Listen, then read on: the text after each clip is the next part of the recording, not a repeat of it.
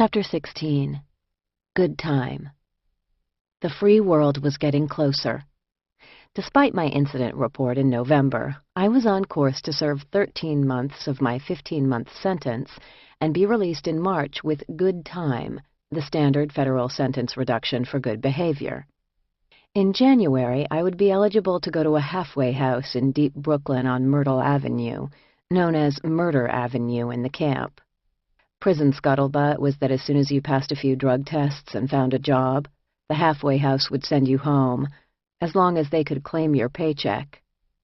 Natalie would be waiting for me on Murder Avenue. I said goodbye to my bunkie the first week of December. The night before she left, I was practically jumping out of my skin, asking her questions, leaning over from the top bunk to look at her lying below me for the last night. Natalie seemed to have willed herself into a state of calm.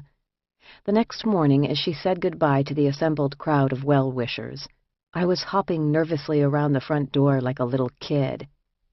I wanted to be last. I was trying to keep my cool, even more than when Yoga Janet left. Natalie, I don't know what I would have done without you. I love you.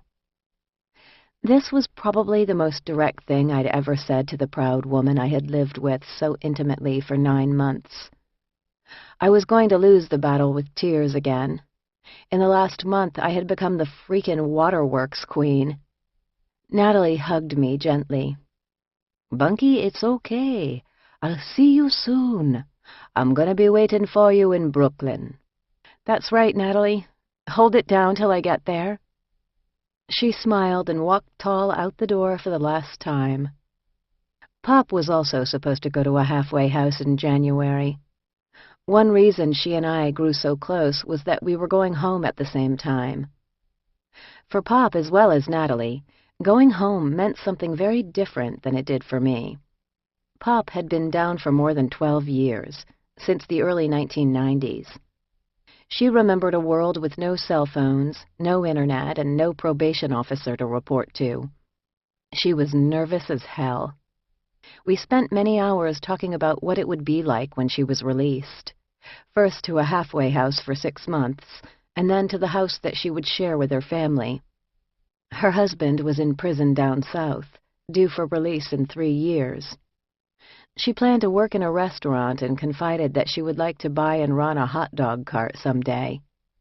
She was nervous about computers, nervous about the halfway house, nervous about her kids, and nervous about leaving the place that, for better or worse, had been her home for more than a decade. I was nervous too, but not about going home.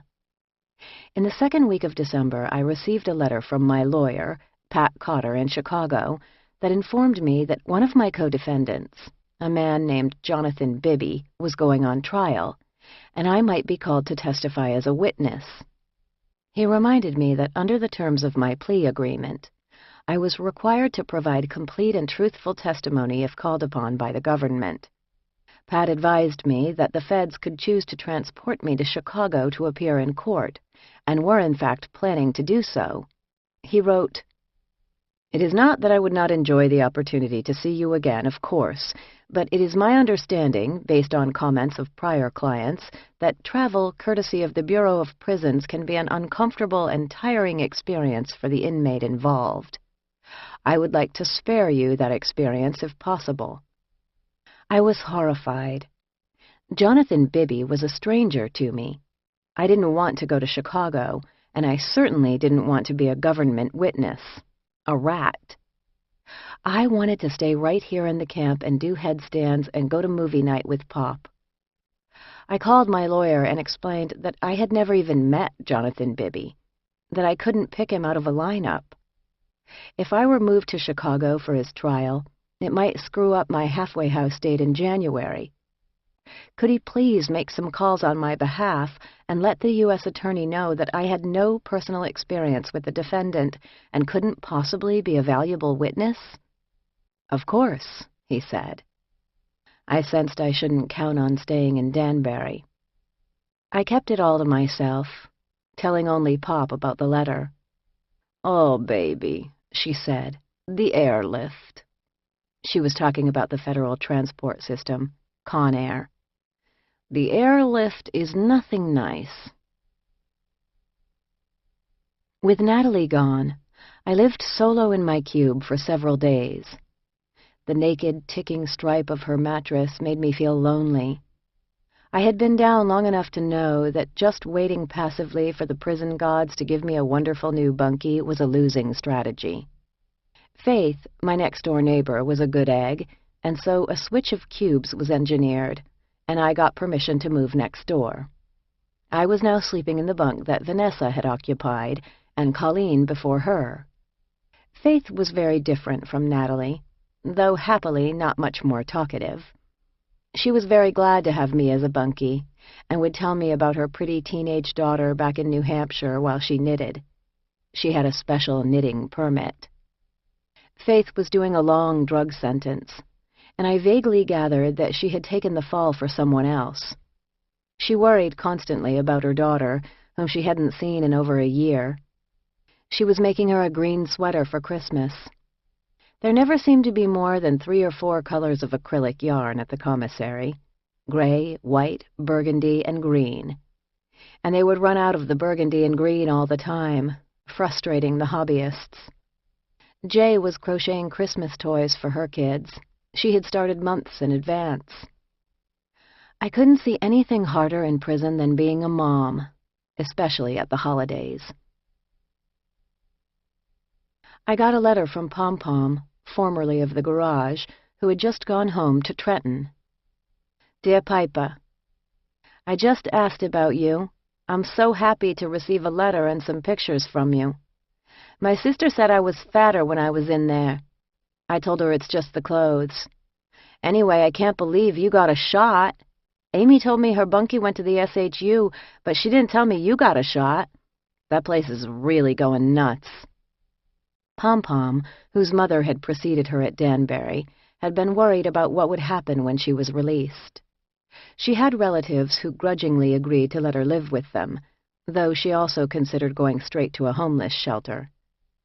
Now she was back on the outside, and she had received a chilly reception. The apartment where she was living was in a neighborhood where gunfire was audible every day, much scarier than the Danbury shooting range. The cupboards had been completely bare, and she had taken the little money she had to stock the house with food, shampoo, and toilet paper. She was sleeping on the floor. God, I miss you. It's sad to say I miss that place, 'cause it's crazy out here. All this freedom, but still I feel like I'm locked up. I could truly say y'all was my family. I had a birthday, and what did I get? Nothing. And I had to beg for a Thanksgiving dinner. Now you know why I was so scared to come home. We would have made a big deal about her birthday in the camp. But Pom Pom still drew on a deep reserve of good humor, which she'd needed to survive her life so far. She sent me a list of people she wanted me to give her good wishes. Her bunkie, Jay, the remaining garage girls, and a heartfelt pep talk on how to make it to my own release. She closed, "Love always, Pom Pom." It was the strangest feeling ever, but I wished that Pom Pom was back here with us in prison. I was scared for her out there. At least in the BOP ghetto, the perimeter guards were the only ones armed with guns, and they never got out of their trucks. "Piper?" Amy peeked around my cube doorway. I didn't usually allow company up in my cube, preferring to do my visiting out in the common areas. "What's up, monster?" I had started calling Amy the little monster back when we worked together in electric. It was a deserved nickname, as she was foul-mouthed and foul-tempered and disrespected just about everyone and everything. But I loved Amy in spite of myself, and she made me laugh. She wanted to be so tough, and she was in a street urchin way, but I thought of her as a spitting, hissing kitten that you could hold at arm's length by the scruff of its neck. Still, kittens have sharp claws and teeth. Now Amy rushed to the side of my bunk and scrambled up on my footstool. I could see she was upset. She was supposed to go home before me to upstate New York. I knew there was uncertainty waiting for her at home, too, though not as dire as Pom Pom's situation. For several weeks she had been trying to sort out her living and work arrangements over the phone, and she was stressed out. She was trying to get hold of her father with increasing desperation and having trouble with the phone system. As she explained her frustration, the words spilled out faster and faster until she choked on them, hiccuping. "Come up here, Amy." I made room on my bed and she scrambled up. "I'm sorry things are uncertain right now. It's going to be okay. You're going to be home soon."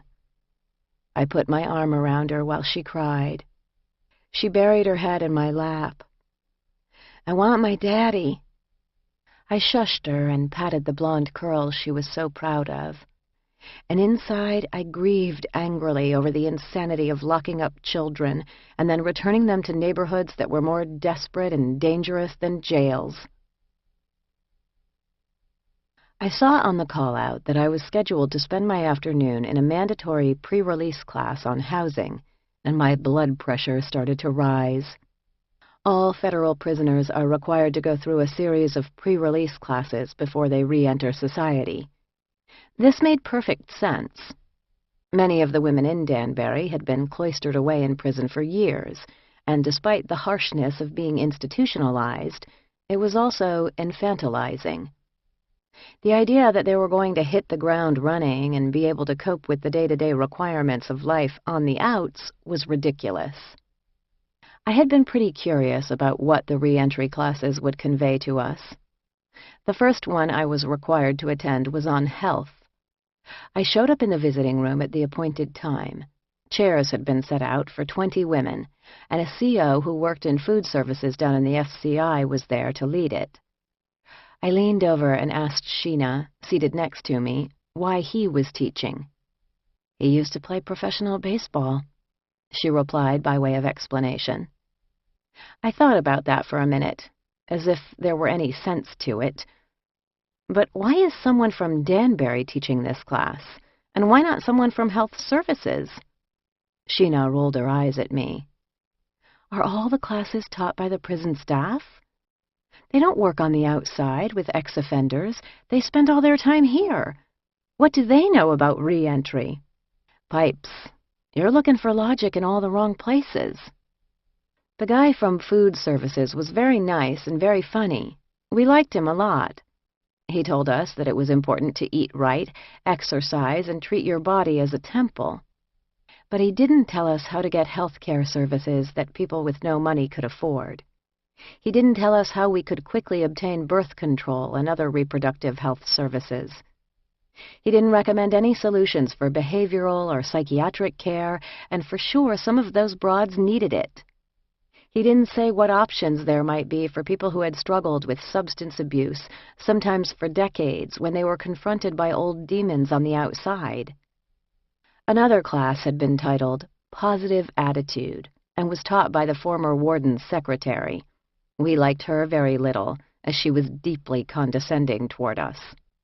Her talk detailed her epic struggle to diet her way into a fancy dress for a holiday party. Tragically, she had not been able to lose the weight, but she still had fun at the party because she had managed to keep her positive attitude. I looked around the room in disbelief. There were women in there who had lost their parental rights and would have to battle to reunite with their children. Women who had nowhere to go and so would be heading to homeless shelters. Women who had never worked in the mainstream economy and must find real jobs or end up back in prison. I had none of these concerns because I was so much luckier than the majority of the women I'd been living with in Danbury, but I felt disrespected by how trivial these classes were turning out to be. The next one was led by the dour German nun who ran the chapel and was so vague it's hard to recall, but dealt with personal growth. Next, we heard about housing. Housing, employment, health, family. These are the factors that determine whether a person returning home from prison will succeed or fail as a law-abiding citizen. I knew the guy who was leading this session from CMS. He was a nice enough guy, and he talked about what he knew, which was insulation and aluminum siding and the best kind of roof to put on your house. He talked about interiors, too. I was so disgusted with the BOP's farcical pre-release program that I just shut my eyes and waited for it to be over. One woman raised her hand. Mr. Green, that's cool and all, but I need to find an apartment to rent. Can you talk a little bit about how to get an apartment? And if there are any programs we could qualify for, affordable housing and stuff? Someone told me I should go to a homeless shelter. He looked not irritated, but unsure.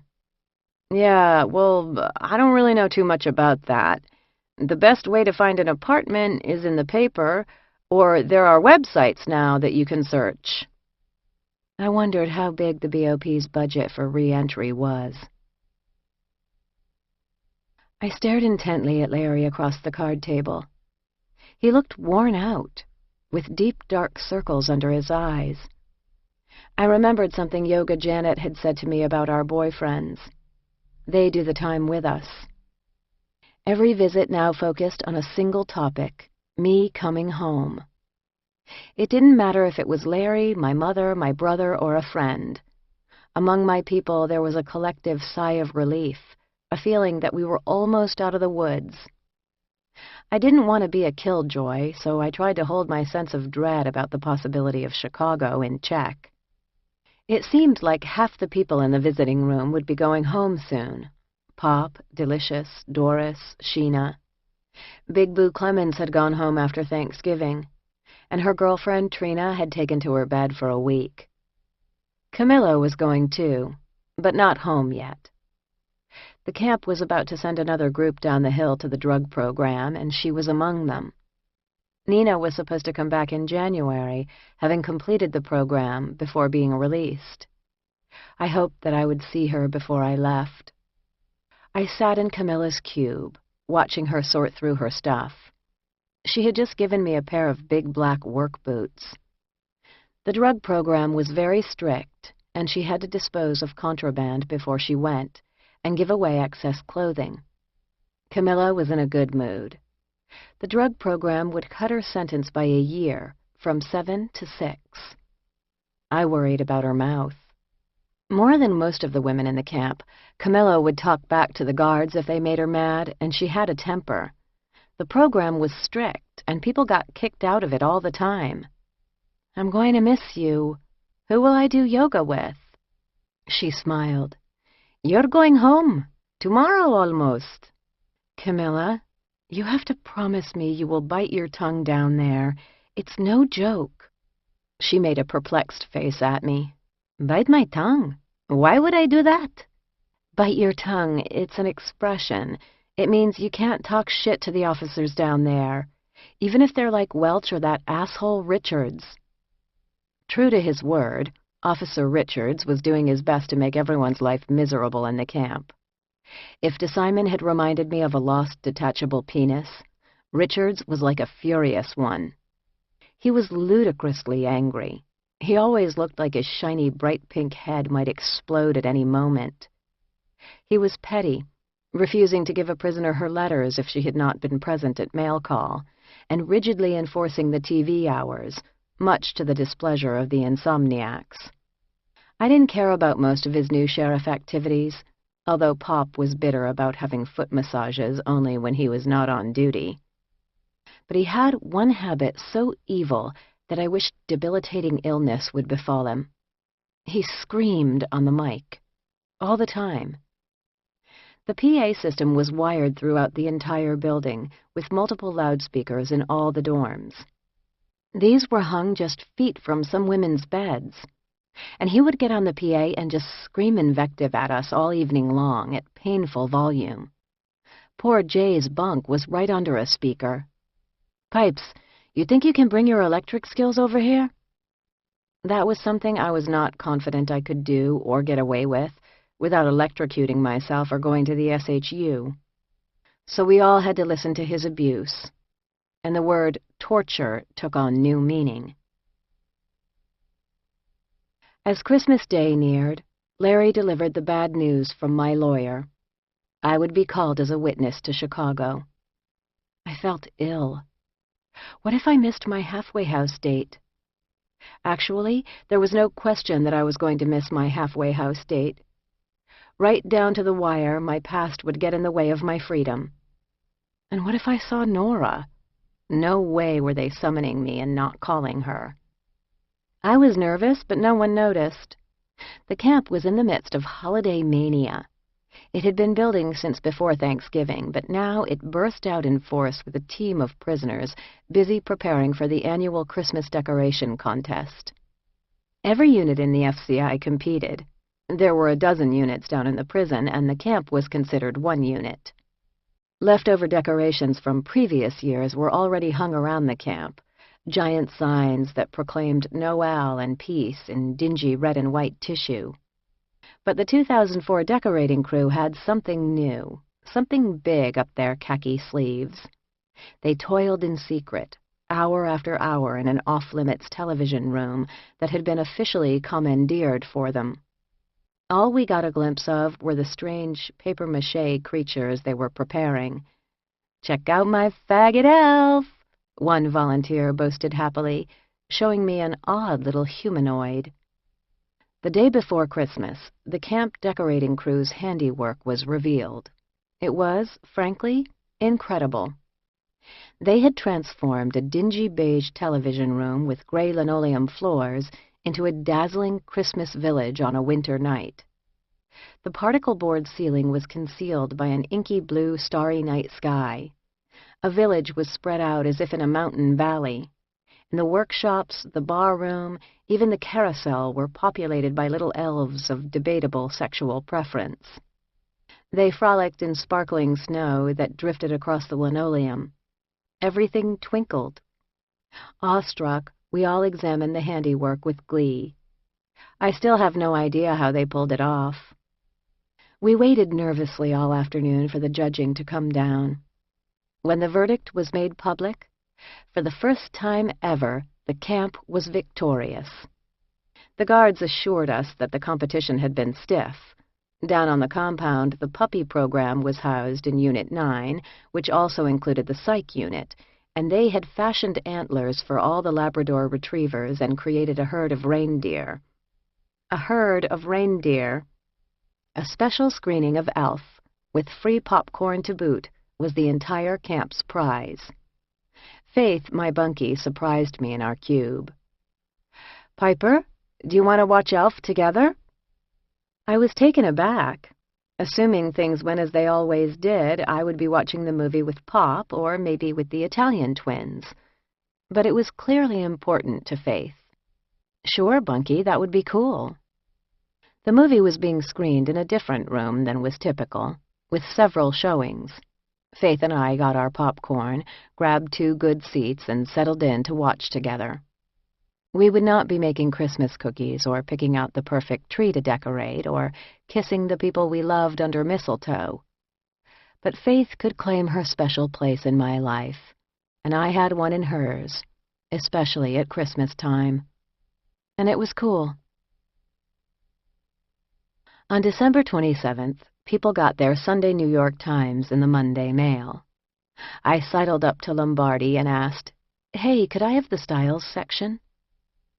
I scurried up to my bunk with the paper. Larry had a piece in it, and not just any piece. It was the Modern Love column, the weekly personal essay about love and relationships. He had been working on it for a long time, and I knew it was about our long-delayed decision to get married. Other than that, I had no idea what the Times readers and I had in store. He described with great humor our untraditional courtship and why neither of us really thought it was important to get married, although we'd been to 27 weddings together. But something had changed. There was never a tipping point, no eureka moment when I realized that doing the most traditional thing possible was a good idea. Some guys say they know immediately, she's the one. Not me. Whether it's a sweater or software, it takes some time for me to know if I want to keep something. One reason I always save receipts. I can't say there was an instance when I looked into the pale blue eyes of the girl I met over corned beef hash at a cafe in San Francisco and thought, this is it. Now, after 8 years, I know. When did I know? Was it the way she helped me deal with the death of my grandfather? The relief I felt when she finally answered her cell phone on September 11th. That great hike in Point Reyes. Because she sobbed with joy when the Sox finally won. The way my nephews greet her like a rock star when she walks into the room. Perhaps I should have known right from the start, that morning in the middle of our cross-country trip, when she required one last stop at Arthur Bryant's in Kansas City for a half slab of ribs for breakfast, and 10 minutes into the feast saying to me, "Hey, baby, why don't you pop open a beer?" Or did I not truly know until 7 years later when we found ourselves forced apart for more than a year? Who can say? It's the big moments, maybe, but it's the little moments as much or even more.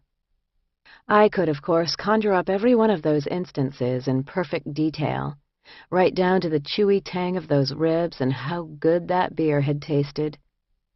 Slowly, as ever, yet indeed as sure as it gets, it dawned on me. She wants to get married. And if that's true, then I want to get married. To her. This is perhaps the least original idea I've had in a long time, but I needed to get here myself on my own terms. And after all these years, one thing I actually had going for me was the element of surprise. So what the hell? Let's do it. I still don't believe marriage is the only path to happiness or completeness as a person, but it's the right thing for us. So I asked her. Or, more accurately, what I said, sitting next to her on that silly island in a scene straight out of Brides magazine, was something about love and commitment and not going anywhere, and here's these rings I got you, and if you want to actually make it official, that's cool, and if you don't, that's cool too. And if you want to have a wedding, I'm into it, and if you don't, who needs it? She's still unclear what I was asking exactly, but when she got done laughing, she said yes. And then she threw off her clothes and jumped in the water.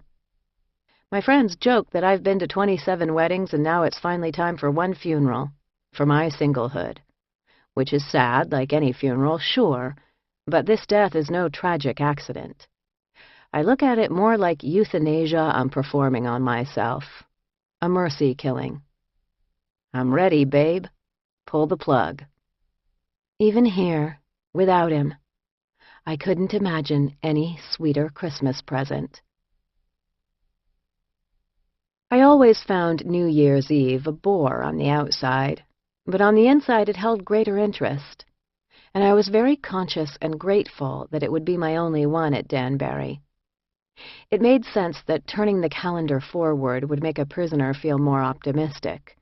Watching those numbers tick suggested progress. Much more than any New Year, even the millennium, it felt for me like something was coming to a definitive end. Pop cried as we counted down at midnight. It was her 13th New Year's in prison, and her last.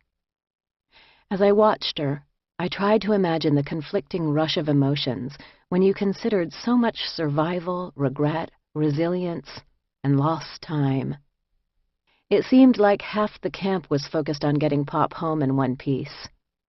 She was supposed to be finished working in the dining hall. Weirdly, prisoners do earn and accumulate vacation days in the BOP, but she didn't even make it one day. I caught her back in the kitchen and had a fit, but she just told me to go fuck myself. She didn't know what to do with herself if she wasn't working. The funny, salty, heavily accented Earth Mother who had helped me through so much was a bundle of nerves. She was less than 2 weeks from leaving for the halfway house. So I felt terrible when I got the call on January 3rd. "Kerman, pack out!" Packing out meant you packed up your shit because you were going somewhere.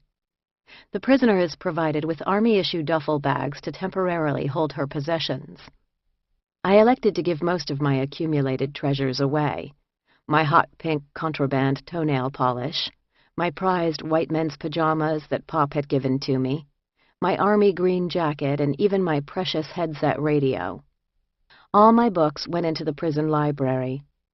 Given my secrecy until this point, my fellow prisoners were surprised by my impending departure. Some assumed I had won early release. But those who heard that I was going on Con Air were full of curiosity, concern, and advice. Wear a sanitary pad. They won't always let you use the bathroom, so try not to drink anything. I know you're picky about food, Piper, but eat whatever you can, because it might be the last edible meal you get for a while. When they shackle you, try to flex your wrists so there's a little more room. And if you try to catch the marshal's eye when he's chaining you, maybe he won't cuff you so tight your circulation goes. Oh, and double up your socks so the restraints don't make your ankles bleed. Pray they don't send you through Georgia. They stick you in a county jail, and it's the worst place I've ever been in my life. There are tons of cute guys on the airlift. They will love you. I went to talk to the Marlboro man. Mr. King, they're shipping me out on a writ to Chicago. I actually succeeded in making him look surprised. Then he laughed. Diesel therapy. What? Around here we call the airlift diesel therapy. I had no idea what he was talking about. Well, you take care of yourself. Mr. King, if I come back before my release date, can I have my job back? Sure. As it turned out, I didn't get shipped out for 2 days. I called Larry one last time. Other prisoners had warned me not to say anything about the details of prison travel over the phone. They're listening, and if you give specifics, sometimes they think that you're planning to escape. Larry was bizarrely chipper, and I felt like he didn't really understand what was happening, even though I told him I might not be able to talk to him for a long time. I bade goodbye to Pop. My Piper, you're not supposed to go before me. I hugged her and told her she was going to be fine in the halfway house, and that I loved her. Then I walked down the hill and began my next misadventure. Chapter 17. Diesel Therapy. Like much airline travel these days, flying Con Air involved a lot of stewing in your own juices. Exactly 11 months since I had first set foot in R&D, I was brought back there, and I waited. One by one, guards brought other women in to wait with me. A skinny, dreamy-eyed white girl, a pair of Jamaican sisters, an unpleasant hick from the camp whom I worked with in CMS and who was headed back to western Pennsylvania for a court case, a big, dykey-looking black woman with a wicked scar that began somewhere behind her ear, wound around her neck, and disappeared down below the collar of her T-shirt. There was little talking. Finally, a prison guard whom I knew from the camp appeared. Ms. Welch was a food service officer and knew Pop very well. I felt some measure of relief that she would be involved in our departure, much better than the guard who had welcomed me to Danbury. She issued us all new uniforms, the same khaki hospital scrubs and wussy canvas shoes I had been clad in upon arrival. I was sad to give up my steel toes, even though they already had cracks in the soles. One by one, she began to shackle us.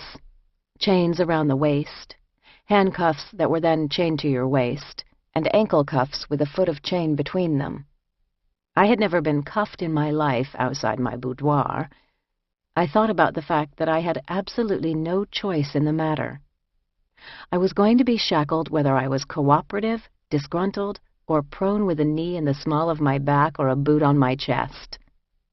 I looked at Miss Welch as she approached me. "How are you doing, Kerman?" she asked. She sounded genuinely concerned, and I flashed on the fact that we were theirs, being sent out into the great unknown.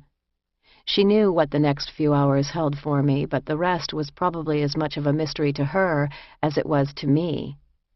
"Okay," I answered in an uncharacteristically small voice. I was scared, but not of her. She started to chain me up, chatting in a distracting way, almost like a dental hygienist who knows she is doing something that causes discomfort. "How is that? Too tight?" "A little too tight on this wrist. Yes." I hated the gratitude in my voice, but it was genuine. We had all been packed out. All of our personal belongings had been gone through by a prison guard, in my case, the same sneering midget I had encountered on my first day, and stored. The only thing you were allowed to bring on the airlift with you was a single sheet of paper that listed your property. On the back, I had written all my important information, my lawyer's phone number and the addresses of my family and friends. Also scrawled on the paper in many handwritings was the contact information for my friends in the camp, and if they were due to go home soon, a street address. If they were down for a long time, their inmate registration number. It hurt to look at the list. I wondered if I would ever see any of these women again. I kept the paper in the breast pocket of my scrubs vest with my ID. We were lined up and started to shuffle, clinking, out of the building toward a big, unmarked bus that was used for prisoner transport. When your legs are chained together, you are forced to adopt a short, tippy-toe cadence. As we were waiting in one of the chain-link fence chambers between the prison and the bus, the town driver's van came speeding up. Jay hopped out, with duffel bags. The big black dyke perked up. "Cuz?" Jay blinked in disbelief. "Slice? What the hell is going on?" "Fuck if I know." We were all herded back into the FCI so they could pack Jay out and truss her up. She was joining our motley little crew, and I was really glad to have a friend along for the ride. Finally, at gunpoint, we were loaded onto the bus and headed into the outside world. It was disorienting to see suburban Connecticut rushing by, eventually giving way to the highway. I had no idea where we were heading, though the odds were on Oklahoma City, the hub of the federal prison transport system. Jay caught up with Slice, her actual cousin, on the bus. Neither of them would cop to knowing why they were being transported, but they were probably co-defendants, as the guard had been concerned that they should have extra restraints. No, we cousins. We love each other," they protested. The guard had also indicated that they were headed to Florida, which was most worrisome. "Piper, I don't know shit about Florida. I'm from the Bronx. I've been to Milwaukee, and that's it," declared Jay. "No fucking reason I should be going to Florida unless they be taking us to Disney World." We finally arrived at what seemed like an abandoned industrial vacant lot. The bus stopped, and there we sat for hours. If you think that it is impossible to sleep in shackles, I am here to prove you wrong. They gave us chicken sandwiches, and I had to help the Pennsylvania hick eat. The guard had not been as kind to her as to me and had chained her tightly and put her in an extra black box restraint that immobilized her thumbs, this to protect her co-defendant, a woman with whom she was now excitedly gossiping. Finally, the bus rumbled to life and pulled onto a huge tarmac. We had company. There were at least a half-dozen other transport vehicles, another bus, unmarked vans and sedans, all idling in the cold winter dusk. And then, quite suddenly, an enormous 747 landed, taxied briefly, and then pulled up among the vehicles. In a moment, I recognized that I was in the midst of the most cliched action thriller, as jack-booted marshals with submachine guns and high-powered rifles swarmed the tarmac, and I was one of the villains. First they unloaded about a dozen prisoners from the plane, men in a variety of shapes, sizes, colors, and attires. Some of them appeared to be wearing paper jumpsuits, not the best deal in the biting January wind. Disheveled and cold, they seemed pretty interested in our little group huddled next to the Danbury bus. Then the armed figures were shouting at us over the wind to line up, with plenty of room between each of us. We performed the tarmac jig that is done when one is trying to move as quickly as possible against restraints. After a rough pat-down, a female marshal checked my hair and my mouth for weapons, and the hop was on to the stairs up to the plane. On board were more marshals, enormous beefy men and a handful of weathered-looking women in navy blue uniforms. As we clinked and clanked into the passenger seating area, we were greeted by a wave of testosterone. The plane was packed with prisoners, all of whom appeared to be male. Most of them were very, very happy to see us. Some were making a lot of noise, declaring what they would like to do to us, offering critiques as we shuffled up the aisle as directed by the marshals. "Don't you look at them!" the marshals shouted at us. Clearly they had calculated that it was much easier to focus control on the behavior of a dozen females than on 200 males. "What are you scared of, Blondie? They can't do anything to you," shouted the male prisoners. "Over here, Blondie!" They were proven wrong in my mind later in the trip, when a big man rose from his seat, loudly protesting that he needed a bathroom, and the marshals promptly tasered him. He flopped around like a fish.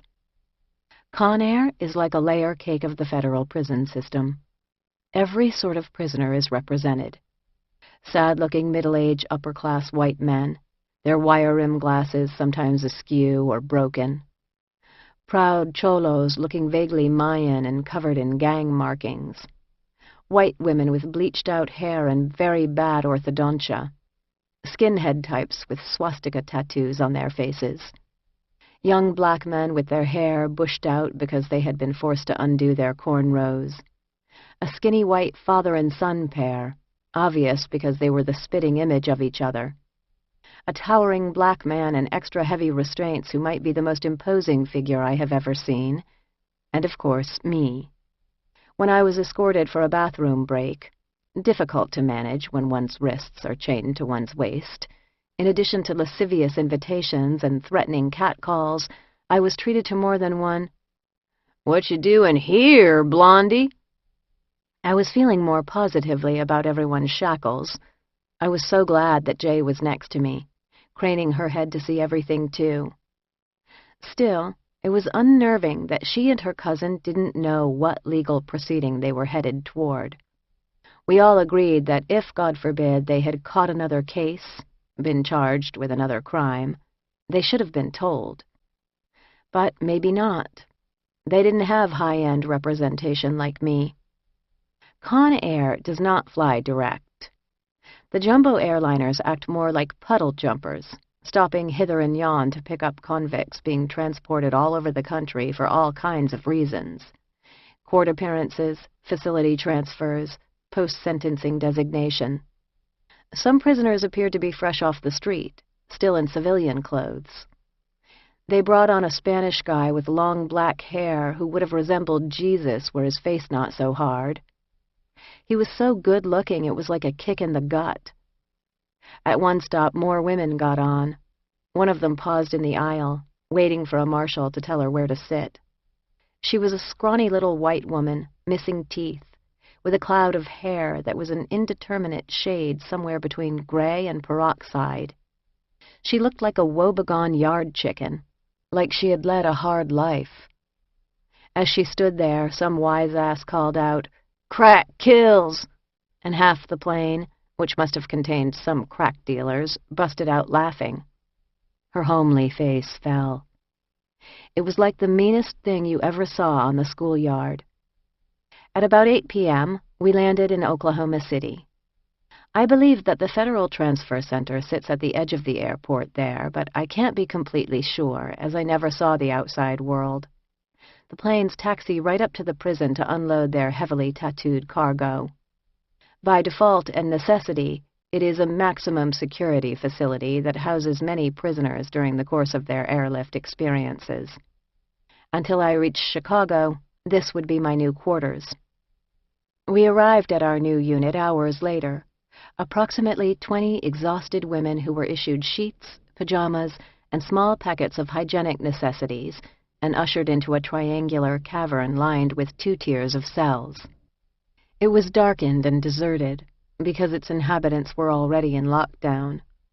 The CO was a ferocious 6-foot Native American woman who barked out our cell assignments. I had never been in an actual cell before, let alone locked in with a cellie. I crept into my assigned spot, about 6 by 12 feet with a bunk bed, a toilet, a sink, and a desk bolted to the wall. I could see in the dim fluorescent light that someone was asleep in the top bunk. She rolled over and gave me the eye, then rolled away and went back to sleep. I crawled in and dozed off, grateful to have running water and free range of movement. Thudding, shouting, and my cellmate vaulting out of her bunk awakened me. "Breakfast," she said over her shoulder, disappearing.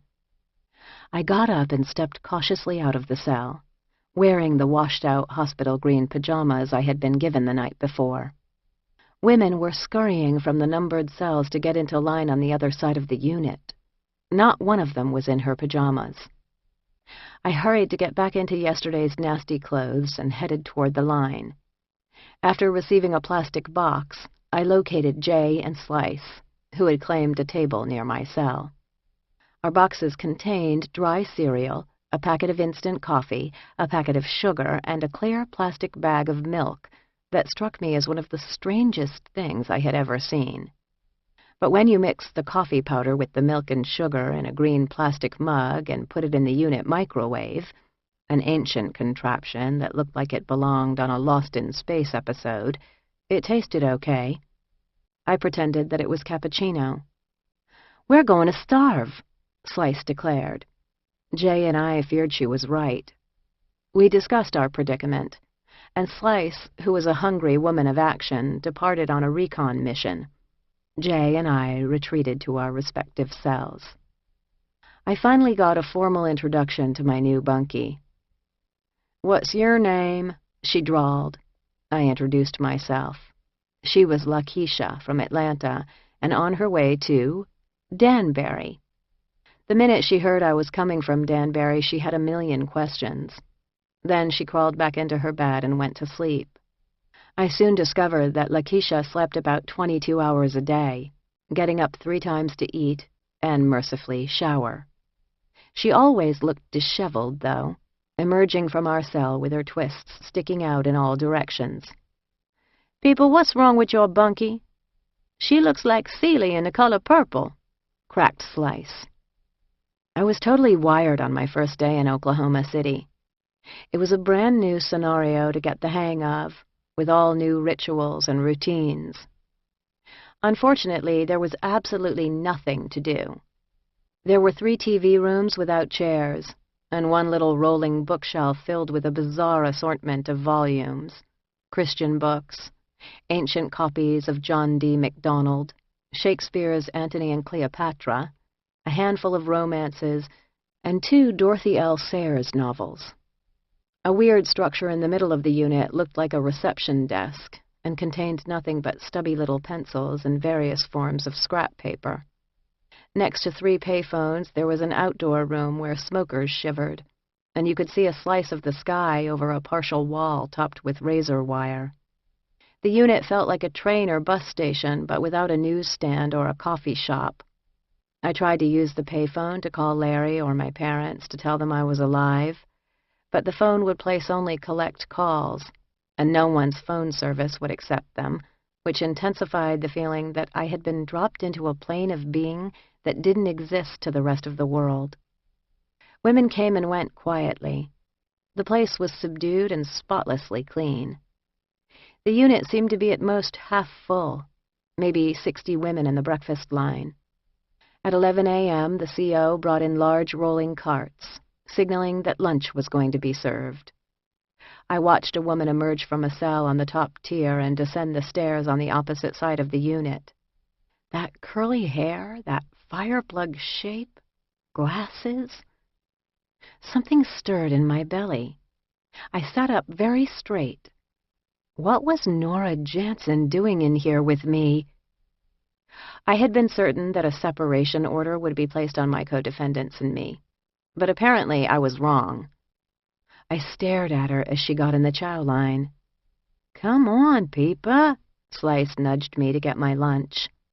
Despite her obvious misgivings about befriending skinny white girls, she was willing to accept me as Jay's buddy, especially given that I didn't eat much. I trailed behind my 2 companions, drawing a bead on the woman who I thought was Nora. In the past 11 months, I had occasional thoughts of Nora. Bad thoughts. I wanted to be certain before I made my move. I had fantasized about confronting the woman I'd followed down the wrong path, the woman who had likely ratted me out. In my head, I usually set the moment in a lesbian bar in San Francisco. and imagined much smashing of bottles with pool cues and breaking of pug noses and general bloodletting. Now the real moment had arrived. What was I going to do? The short, curly-headed, and decidedly middle-aged woman received her lunchbox and turned to head to a table. It was the same woman I had followed to Indonesia, to Zurich, to the Congress Hotel. If I had never met her, I wouldn't be sitting here now holding a bag of lukewarm milk and wearing government clothing. It was the same French bulldog face 10 years later. 10, apparently, long, hard years. She looked like hell. She glanced at me as she passed, and I saw the shock of recognition cross those flattened features. I held my breath, my pulse pounding. At the table with my companions, I hissed, "Jay, I think I see one of my co-defendants." Jay looked at me, very serious. Almost all drug prisoners have co-defendants, and that can have a host of meanings. But Jay knew immediately from my tone that this was not a good thing. "What's up?" asked Slice, catching that there was a problem. "Piper thinks she got one of her co-defendants here, and she's surprised." "Where?" I indicated without pointing. They relaxed a little. "That old lady? Shit, Piper. What kind of gangster is you, anyway?" I glared at them. "Jay, I think that bitch ratted me out." All levity ceased. Slice studied Nora. Jay thought for several moments, then spoke deliberately. "Piper, you do what you need to do, know what I'm saying? But know this. You will be in the SHU the rest of the time here. If it sucks like this here, imagine what the SHU is like. And fuck knows what else is gonna happen to you. You about to go home to your man who you know loves you. He got his ass up to the visiting room every damn week. Is that bitch worth it to catch another case? I'm gonna back you up to a point. I'm telling you for real, though, I am not going to the SHU. But I respect that you got to do what you need to." Slice piped in. "I'm not going to the SHU either. Not for some white girl I don't even know. No offense, Piper. But do your thing." I did nothing. Jay kept a worried eye on me. Slice procured a full deck of playing cards from another prisoner and began to shuffle them. I couldn't stand it, though. I took a break and lay on my bunk and stared at the cinder block wall. The woman who had landed me here was finally within my grasp, and I was paralyzed. Would I really do nothing? I left my cell and stalked around the unit, which took about 3 minutes. Nora was nowhere to be found. Jay gestured me over. "Come on, Piper, play with us." Jay and her cousin riffed back and forth as we played cards. Slice was full of very funny accounts about the life of a bulldagger on the make in the FCI back in Danbury, including the story of being caught in the act in the middle of the night by a guard we all knew. "I froze, man. He's got his flashlight on us, and it wasn't the kind of situation where you can deny. Know what I mean? And he just said, 'Let me watch.' So?" And she indicated getting back to business. It was the same guy who had bird-dogged me for giving Pop an innocent foot massage. Filthy pig. By the time the dinner cart showed up after the 4 o'clock count, we were laughing our asses off. When we took the lid off the plastic trays, the stench made us slam them back on immediately. Jay spoke up after a beat. "We gonna have to kill one of these bitches and eat her, or starve." I was crossing the unit to return my tray when I saw Nora headed toward me. I squared my shoulders and adopted my most Arctic Ice Queen stare. As we passed, she looked at me uncertainly. "Hi," she said almost under her breath. I stalked by her. "What happened?" asked Jay, concerned. "Tried to say hello to me." I shook my head and we started playing cards again. "You know, the thing is, I can't figure out why she's here and her sister isn't." "Her sister?" "Yeah, her sister is my co-defendant, too. She's doing time in Kentucky." The next morning at breakfast, there was Hester. That was the way it was in Oklahoma. New people materialized in the middle of the night while you were locked down in the cells. They popped up at breakfast, a day-making novelty. I witnessed the sisters' reunion from my turf. They hugged ecstatically and headed to a corner to confer. My companions took note. "You need to kill Sis, too?" asked Slice. "Nah, I never had any beef with Hester. She's all right." Time had been kinder to Hester. She looked more or less the same, perhaps due to her old chicken bone charms, long reddish curly hair, a faraway but quizzical expression, and a witchy, mystical demeanor. For the weeks that we spent in Oklahoma City, I refused to acknowledge the sisters' presence. Mac's lockdown was torturous in its monotony and lack of stimulation. The hours and the days crawled by. Flights arrived and departed almost every day, but you never knew when you might be put on one. It was the perfect realization of limbo, departure from one realm of being, waiting to arrive at another. Oklahoma City made me homesick for the Danbury camp, a surreal and disturbing feeling. I was accustomed to hours of strenuous activity every day, between working construction, running, and the gym. Here, the only options were push-ups and yoga in my cell and walking the tiers, actually circling the tiers hundreds of times in my canvas slippers until my blisters bled. Back in Danbury, Sister Platy had used the hall as a makeshift treadmill during inclement weather. I would sometimes fall into step next to her. She moved pretty fast for a 69-year-old, and her constant good spirits amazed me. "How are you holding up, dear?" the little nun would ask me. I was lucky to have Jay by my side to share the stress and uncertainty and to blow off steam. And her cousin was funny as hell and a reassuring, if also menacing, presence. I asked Jay one day about her cousin's scar. "A guy jumped her, tried to rape her, and he cut her with a box cutter. 100 stitches. Pause. "He's in jail now." "And the nickname?" "It's her favorite drink." It was easy to lose track of what day it was. There were no newspapers, no magazines, no mail, and since I avoided the TV rooms, no significant way to tell one day from the next.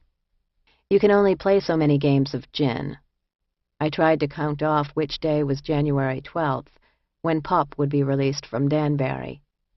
I couldn't talk to Larry on the payphone, and there were no clear windows, so I couldn't even watch the progression of the sun. I wasn't remotely interested in messing with prison pussy, one of the only available distractions.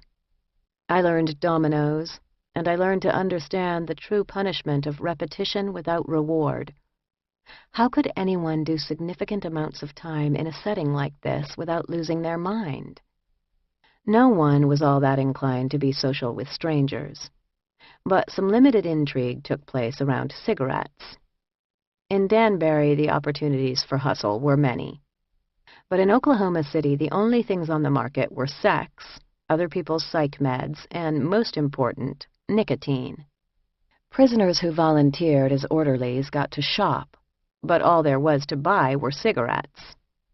Once a week, when the cigarettes got doled out, there would be frenzy right below the surface, threatening to bust out.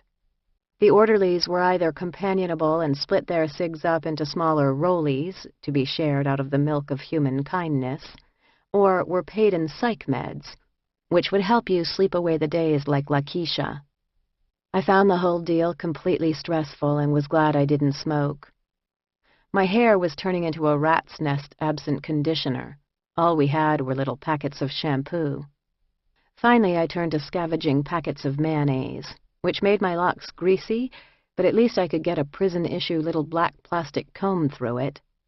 Suddenly, Jay and Slice got shipped out. At 4 a.m., Jay and I said goodbye through the thick glass rectangle in my door. "Stick next to Slice," I said. "I'll track you down after I get home." Jay fixed me with her huge liquid brown eyes, sweet and sad and scared. "Be careful, Piper," she said, "and remember the Vaseline trick I told you." "I will." I waved goodbye through the inches of glass. When they let us out for breakfast 2 hours later, I felt truly alone, left to navigate the seas myself. I missed my girls, and I glared across the unit in Nora's direction. I knew that whatever my immediate future held, it included her. A few days later, my bunkie Lakeisha left for Danbury. I was jealous.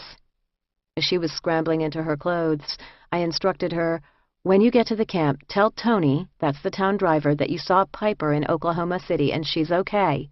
She says hello." Okay, wait. Who is Piper? Why wasn't I surprised? I sighed. Just tell them you met a white girl who does yoga from Danbury and she's all right. That I can remember. I had a couple of days of total privacy in the cell. I cycled through my yoga poses repeatedly, gazing at the opaque window that let some daylight in. It was the full height of the room and about 6 inches wide. I would save my bag of milk at breakfast and put it at the bottom of the window, where it stayed cold for hours. The milk was the one guaranteed edible thing every day. I also learned to sleep against the wall with my arm shielding my eyes from the fluorescent light that was on in the strange cell 24 hours a day. For the first time, I had a bottom bunk, a strange novelty. Then a new bunkie showed up, a young Spanish girl. She was from Texas, on her way to a prison in Florida. She had never been down before, was wide-eyed and full of questions. I played the role of seasoned prisoner and told her what I thought she could expect. She reminded me of Maria Carbone from Room 6 and the construction shop, which made me sad. Finally, a week later, there was a thud on my door at 4 a.m. "Kerman, pack out!" I had no possessions to pack other than my now crinkled paper from Danbury with its scribbled reminders of the people I knew there. I practically danced into my khaki uniform, at this point ready for anything that would get me out of there, Nora or no Nora. Per Jay's instructions, I fished my precious contraband store of Vaseline out of its hiding place in a sock and tucked gobs of it into the curves of my ears. During the long hours of travel on the flight, largely without water, I could dab it on my lips to keep them from cracking. As I shuffled onto the airplane, shackled again, one of the feds who had also been on my previous flight stared at me. "What's wrong, Blondie?" I was stone-faced. "You better improve your attitude, Blondie," he advised sharply. The marshals made me sit next to Nora on the plane. At this point, I wasn't even surprised at my bad fortune, though I was rigid with fury. Shackled, with Vaseline in my ears, and sitting next to the cow who got me into the whole mess, I refused to look at her. We maintained a wall of uncomfortable silence between us as the flight stopped in Terre Haute, Detroit, and other snow-covered Midwestern wastelands. At least I had the window seat. Descending into a sunny, wintry Chicago, I felt, despite my extreme agitation and acute physical discomfort, a quiet thrill. I retained a tiny shred of humor with which to appreciate the irony of the whole situation. Here was the city that was the hub of this whole mess, and it seemed somehow fitting that I should be here with her next to me. The tarmac in Chicago was lively and bitterly cold. I was freezing in my thin khakis. Convicts were hopping every which way in shackles under the direction of the marshals, and Nora and Hester grew excited at the sight of one floppy-haired white boy. "It's George!" they exclaimed. I looked closely as he turned our way and cheerfully indicated greeting with his chin before being hustled onto a bus. If that was Hester's old friend, George Freud, he had lost some weight in 10 years. It seemed that the whole gang was being recalled to Chi-Town for the big event of Jonathan Bibby's trial. We were loaded into a passenger van with a bunch of guys and whisked downtown through rush-hour traffic in a phalanx of unmarked and heavily secured white vehicles. Hester was seated next to me, and she gazed into my eyes intently for a moment. "Are you doing all right?" she asked very genuinely, in her flat Midwestern tone. I muttered that I was okay and looked out the window, unnerved by her kindness. As we headed into the loop, I tried to anticipate how best to handle myself at the Chicago Metropolitan Correctional Center, aka Federal Jail, where people are typically held before their cases are resolved, unless, like Lil' Kim, they do all their time there. Jay had been locked up in the Brooklyn MCC for 2 years before coming to Danbury, and had described that situation as far better than what we experienced in Oklahoma City. 2 units in Brooklyn, about 200 females, and you could have a job and everything. There was stuff to do. In Chicago MCC, you'll be able to fade back, hook up with someone normal, and just lay low, probably even get in a different unit or dorm than your co-defendants. We were driven into the base of a tall, triangular fortress on a city block in the crowded Chicago loop. Unloaded from the van, shuffled into an elevator, we were deposited in a filthy, decrepit, and disorganized R&D. The building was disorienting. The floor felt tiny and even more constricting because it was cluttered. It was lined with holding cells, populated by men in orange, most of them brown-skinned. We were quickly locked into an empty holding cell, also filthy. During the next 5 hours, I paced the cell and tried to ignore the sisters. They were polite and did not say much, seeming to give deference to my coiled, stymied rage. After several hours, I was lying prone on a hard, narrow bench, practicing nothingness, and Nora cleared her throat. "Piper?" "What? Do you even know Jonathan Bibby?" "No." Several moments passed in silence. "You must be pissed." "Yeah." A female guard issued us ill-fitting orange men's jumpsuits. Mine snapped up the front and had short sleeves and weirdly cropped legs, like convict clam diggers. I had almost made it through the year without lapsing into total cliché, but had now missed the mark. Finally, it seemed that they would escort us to our resting place for the night. I was so goddamn tired, I assumed anything would be an improvement over this filthy, uncomfortable cell, especially if it was far away from Nora. The 3 of us rode in silence up in the elevator to the 12th floor. We exited through the clanging security gates, until the last gate slid open to reveal the women's unit. Psych ward. That was my overwhelming first impression. Dueling televisions blared at opposite sides of the small room. A cacophony of voices vibrated in the close, crowded space.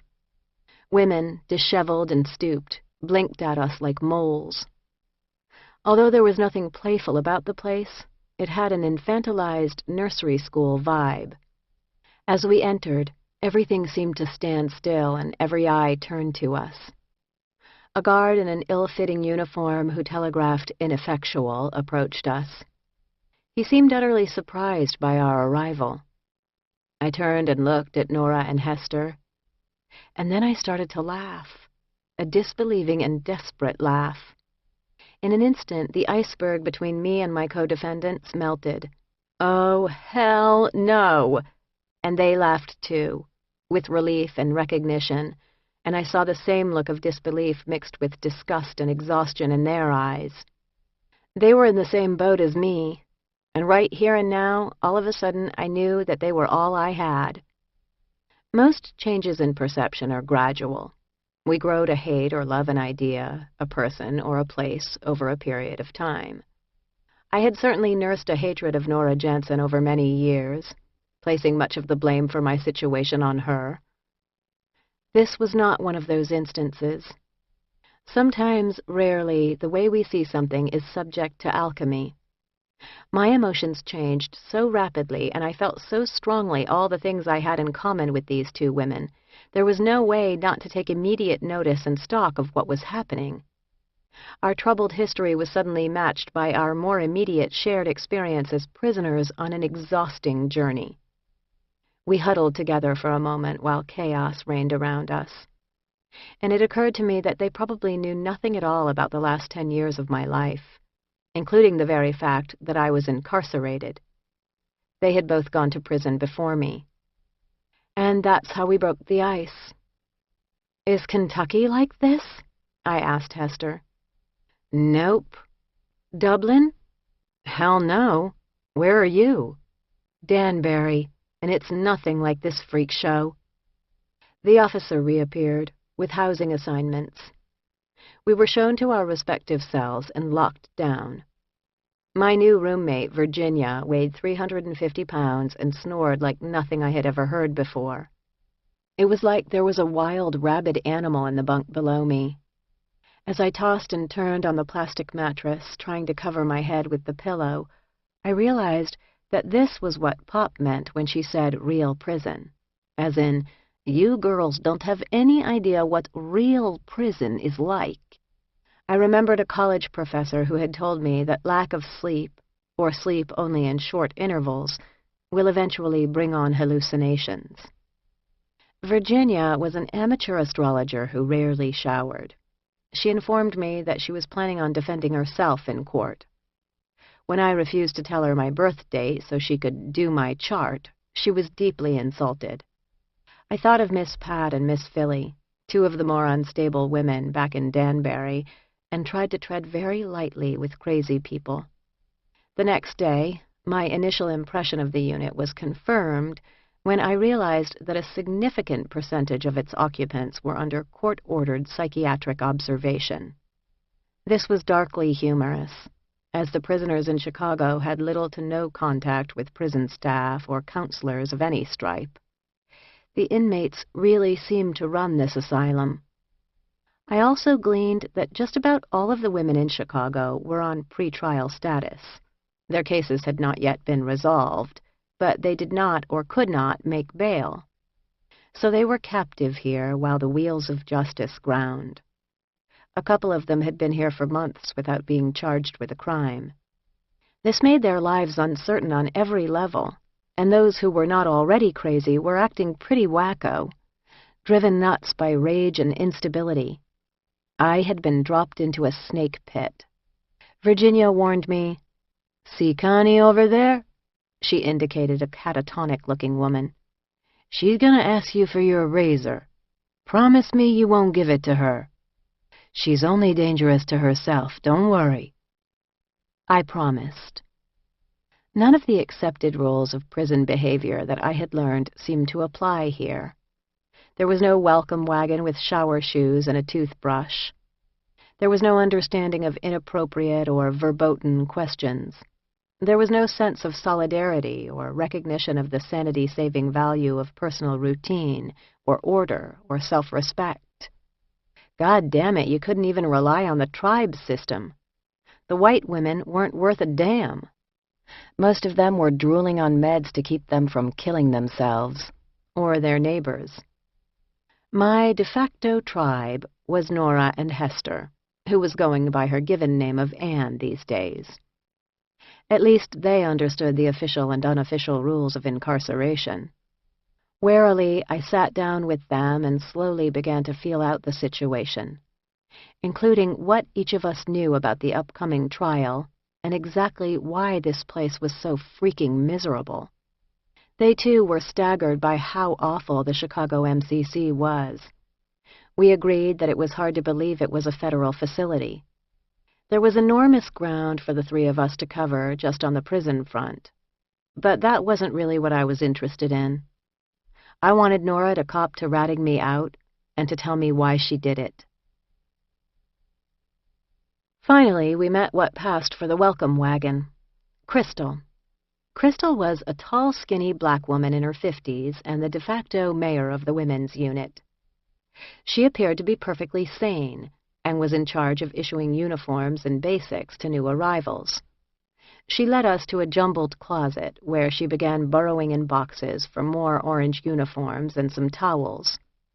They were short on underpants, and she handed me 2 pairs.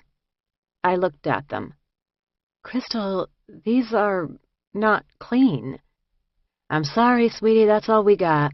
You put 'em in the laundry that goes out tomorrow. They'll probably come back."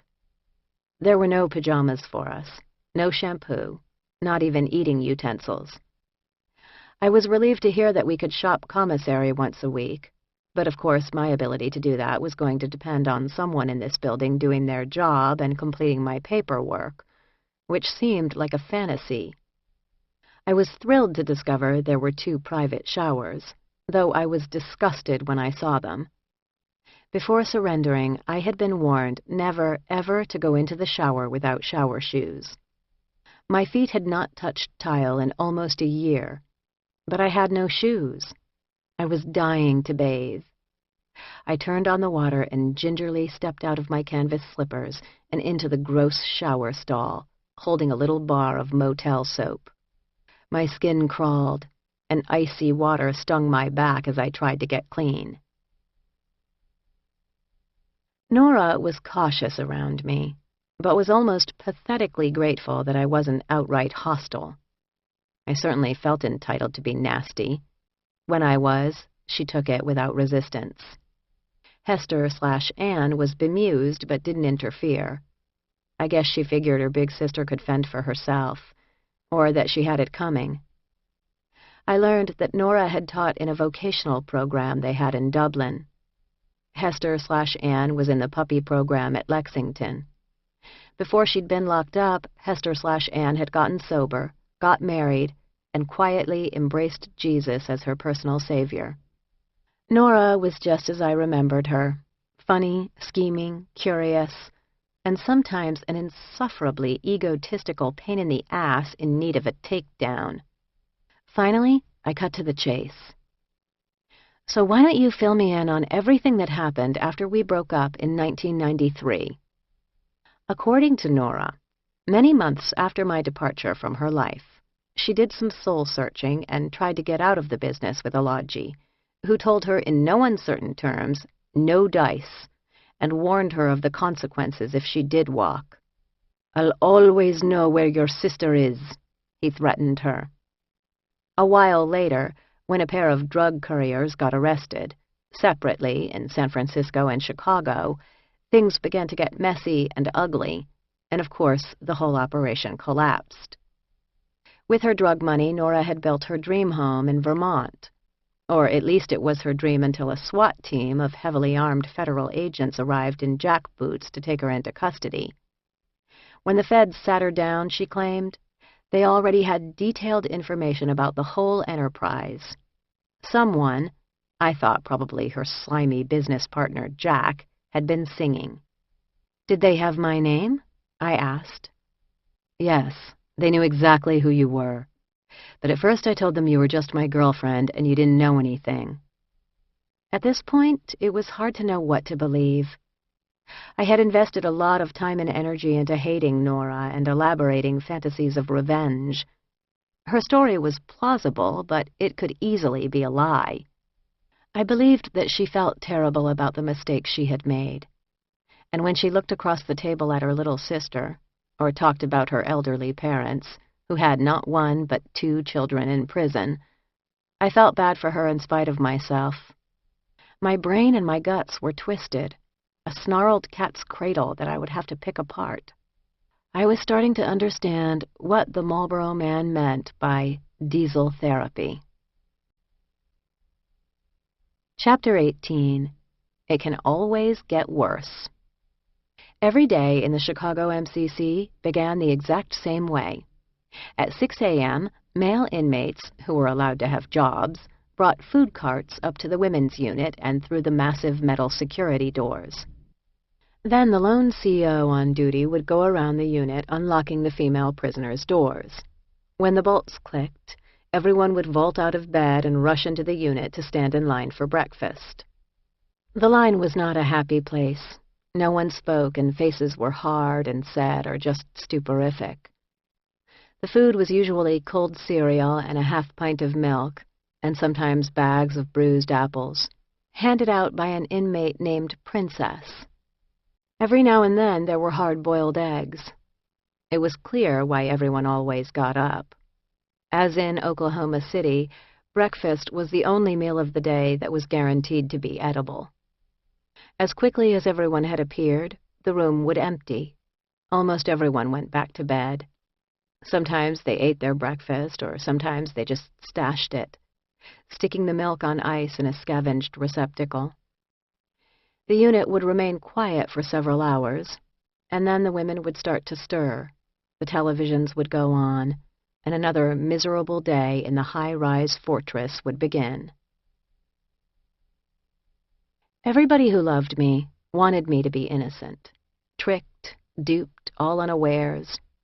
But of course, that was not the case.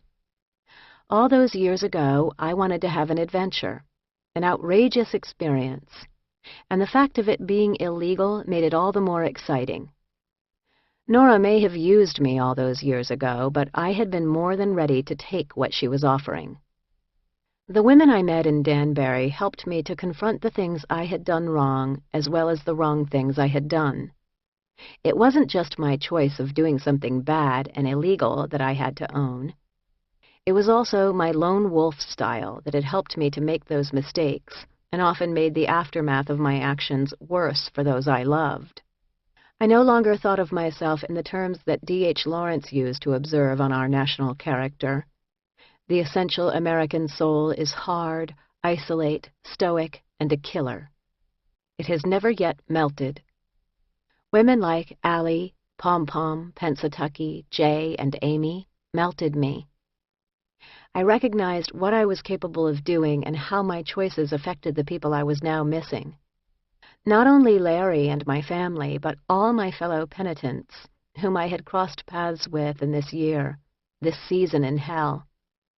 I had long ago accepted that I had to pay the consequences. I am capable of making terrible mistakes, and I am also prepared to take responsibility for my actions.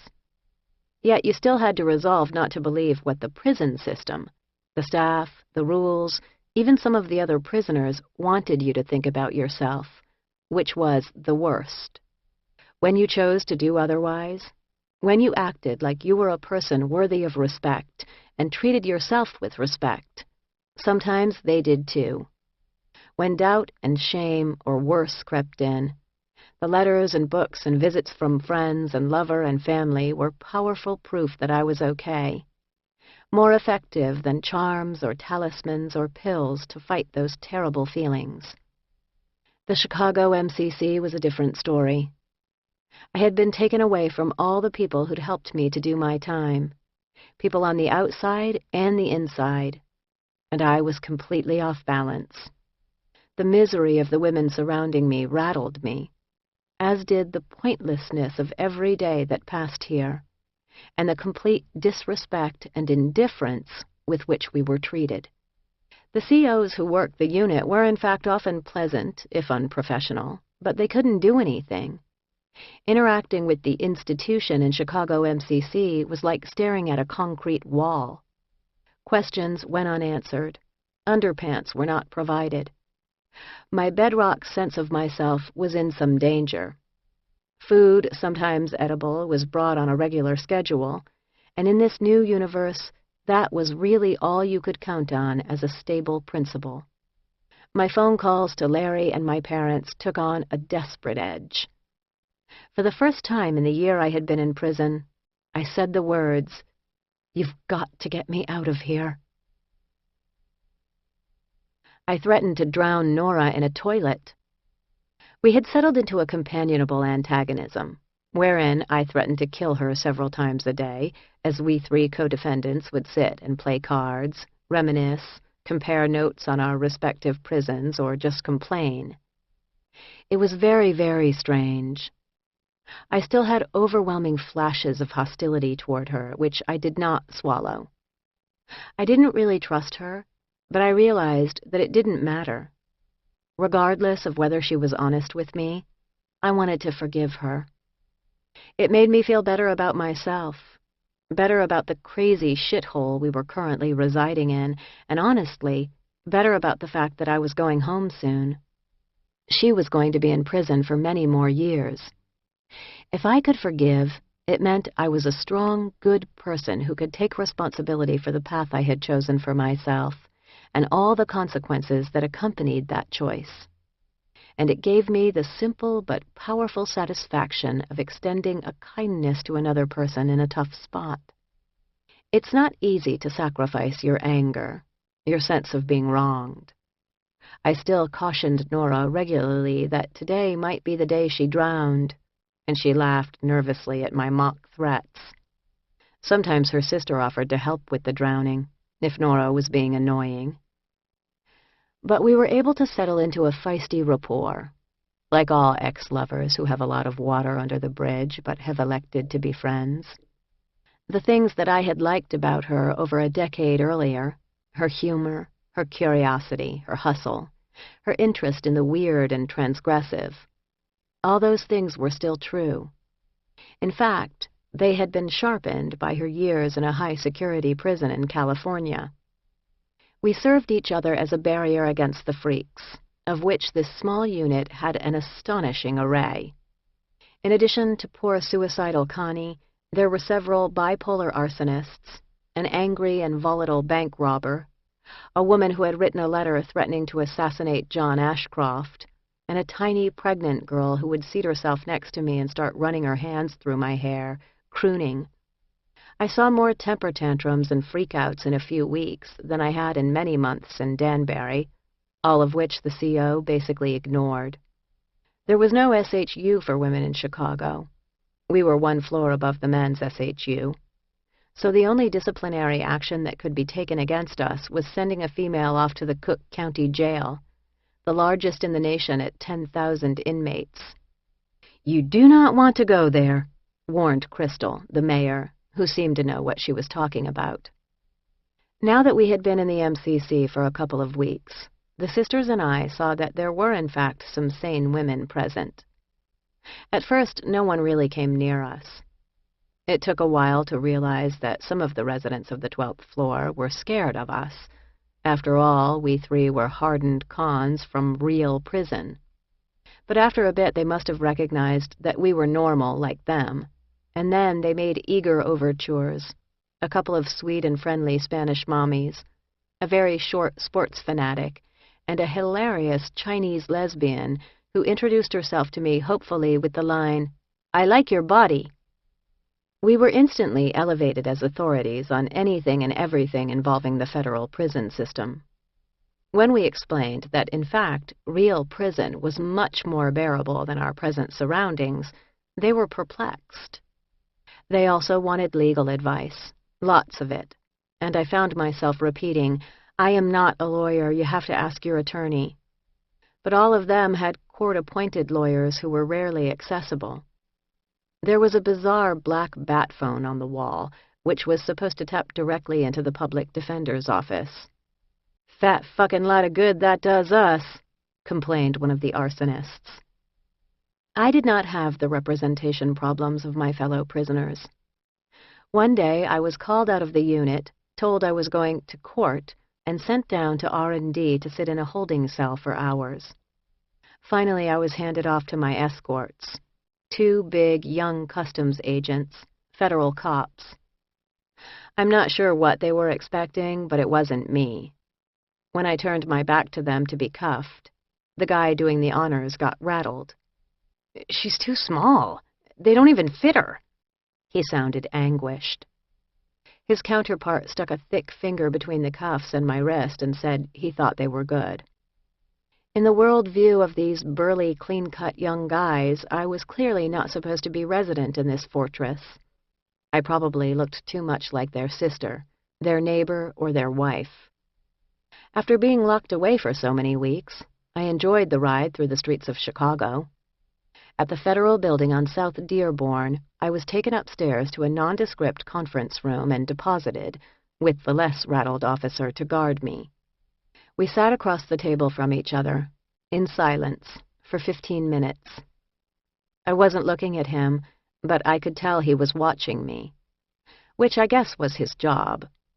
He seemed to be getting agitated. He shifted in his chair, looked at the clock, looked at me, shifted again. I thought he was just bored. With prison zen, I waited for whatever was going to happen next. Finally, he couldn't stand it anymore. "You know, we all make mistakes," he said. I turned my eyes to him. "I know that," I replied. "What were you, an addict?" "No, I just made a mistake." He was silent for a moment. "You're just so young." This amused me. It must be the yoga. He was definitely younger than me. "My offense is more than 11 years old. I'm 35. His eyebrows shot toward his hairline. He had no idea what to do with this information. Mercifully, the door opened, ending the conversation. It was my lawyer, Pat Cotter, with the assistant U.S. attorney and a roast beef sandwich. "Larry said roast beef was your favorite." I wolfed it down in as ladylike a fashion as I could muster. I had almost forgotten about my orange attire, but now I felt a little self-conscious. He also brought me a root beer. This is what a top-shelf white-shoe criminal defense gets you. I was very happy to see him. Pat explained that because I would appear as a government witness, the AUSA, the woman who had put me in jail, well, actually, that was me, she just prosecuted, got to prepare me. He again reminded me that my plea agreement obligated me to cooperate. He would stay with us, but I had no legal protection per se. Nor was I in any legal risk, as long as I didn't perjure myself. I assured him I had no plans for that, then pressed him about getting me out of the MCC and back to Danbury. He said he would see what he could do. Jonathan Bibby's trial date had already been pushed back twice. I knew that meant fat chance. I was very tired when I got back to our fortress prison. "You'll get your turn," I told Nora and Hester/Anne. We had managed to get moved into a 6-person cell with 3 other women. So now, in addition to everything else, we were roommates. I went to sleep. The biggest problem with the MCC was that there was nothing to do. There was a pathetic pile of crap books, decks of cards, and the infernal televisions, always on, always at full volume. There had been nothing to do in Oklahoma City either, but there the surroundings were spotless and serene, with about 10 times as much space. Mercifully, in Chicago, we received mail, and letters and books began arriving for me. I shared my books with my bunkies. When you are in deep misery, you reach out to those who can help, people who can understand. I picked up a pen and wrote to the only person on the outside who could begin to grasp my situation, my pen pal Joe, the ex-bank robber. He wrote me back immediately. "Dear Piper, got your letter. Thanks for reminding me of how much I hated the Los Angeles Metropolitan Detention Center, MDC. I laughed like a mental patient when you told me you are withholding your birth date from your chatty amateur astrologist bunkmate. That's hilarious. Must be driving her nuts. So I officially met your boy Larry when I was in NYC last month. A cool guy. We chilled at a nice coffee shop near where you live. It's good that you have a loving place to land when you are officially released altogether from the halfway house. Talk about places to land. I was trapped in Oklahoma City during my transfer from California to Pennsylvania for 2 months. And I was a high-security risk, so I spent that entire time locked in the hole, in the middle of summer. I suffered. I'm so fucking happy that I'm done with doing time. I got good at it, but I never want to be good at it again. That's one talent I don't mind squandering. You mentioned seeing your old crimies, that it was chilly at first. It's amazing how misery can instantly bond folks. Once upon a time I was doing time in a California prison but had to go to a county jail to receive another sentence. I was at the county jail for a month and couldn't wait to go back to the state prison. I wanted my old routine, my old friends, my own clothes, better food. So I understand your desire to go back to Danbury. I once felt the same thing. Anyway, stay strong, Piper. You're almost done, and then you can put this thing behind you in a large way. Not completely, but mostly. Until next time, peace. Joe Loya. The MCC tested my endurance and tolerance. At least we had feminine hygiene items, all emblazoned with Bob Barker's name.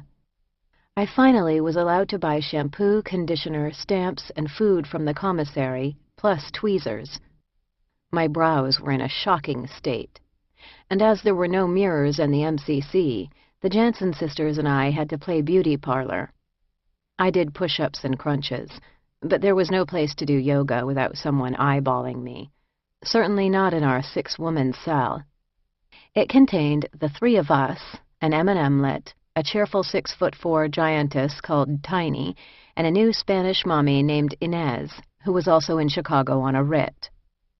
When Inez had first been arrested, another woman in the county jail had thrown cleaning solution in her eyes and blinded her. After 9 operations, she had recovered partial sight, but she was extremely light-sensitive, and so was allowed to wear gigantic wraparound sunglasses. Inez had just celebrated her 50th birthday. We tried to make it cheerful. Now I didn't just miss Danbury, I also missed Oklahoma City. The Jansen sisters agreed. We talked longingly about doing the shackle dance on the tarmac again. Our shared mantra became, "It can always get worse." We literally repeated it aloud every day, as a charm to ward off the possibility that our situation might grow even more unpleasant. The women's unit was granted privileges only once a week, such as recreation time in what resembled a 1970s elementary school gym, with dead basketballs and no weights, just one medicine ball, and access to a law library that contained cheesy paperbacks in addition to ancient legal texts. We were escorted by a CO to and from these activities like a kindergarten class. During these journeys, we always encountered male prisoners at work. They had far more freedom of movement than we did, which infuriated me. To get to the gym, we had to pass the kitchens, where some hopeful-looking guys were always waiting to catch a glimpse of us. "You ladies need anything up there?" one of them asked one day as we were being herded onto the elevator. "More fruit," I shouted. "I'm going to send you some bananas, Blondie." I could barely contain myself when I got the news that Larry was going to visit me. It took all my self-restraint not to climb up onto one of the unit tables and pound my chest and scream. But the most dangerous thing in prison, jealousy, was not something I wanted to tangle with right now. So I kept it on the down low. Plus, I was growing skeptical that anything would ever go right for me again. On the Saturday he was supposed to come from New York, I took a hot shower. Another prisoner had tipped me off that there was one window of time in the morning when, for some reason, we could get hot water. My hair hung down my back. No hair dryers in the MCC. I went into the bathroom and stared at myself in the metal plate that was bolted over the sinks in lieu of a mirror. It was probably for the best that I couldn't really see what I looked like. I noted the pencil scrapings on the wall, where other prisoners had made makeshift eyeliner by mixing the lead powder and Vaseline. I didn't have that kind of skill. Visiting hours were very short in Chicago. I sat nervously watching the clock. The Jansen sisters sat nervously watching me. "He'll be here," they assured me. It was sort of touching how invested in his visit they were, how they had started to talk about Larry as if they knew him. I felt bad that Hester/Ann's husband was not able to come visit her in Chicago. He lived not far from the prison where she was serving her 7-year sentence. After over an hour of the visiting time had elapsed, I was beside myself. I knew what was happening. The morons who ran the MCC had turned him away. I was sure of it. These people were completely incompetent in every way I had observed so far. Why on earth would visitation be any different? I was beaten and furious. A horrible combination. And then the security door opened, and a CO walked in and conferred with the CO on duty in the unit. "Kerman!" I bolted across the room. When I finally got into the big, dirty visiting room, I felt calmer. There were a lot of prisoners with their families in there, and at first I didn't see Larry, but when I did, I felt faint. I hugged him, and he looked a little faint, too. "You wouldn't believe what they put me through. These people are just unreal," he almost shouted. We sat where we were told, facing each other on molded plastic chairs. I felt truly calm for the first time since I left Danbury. The remaining hour flew by. We talked about how on earth I was going to get home, what was going to happen.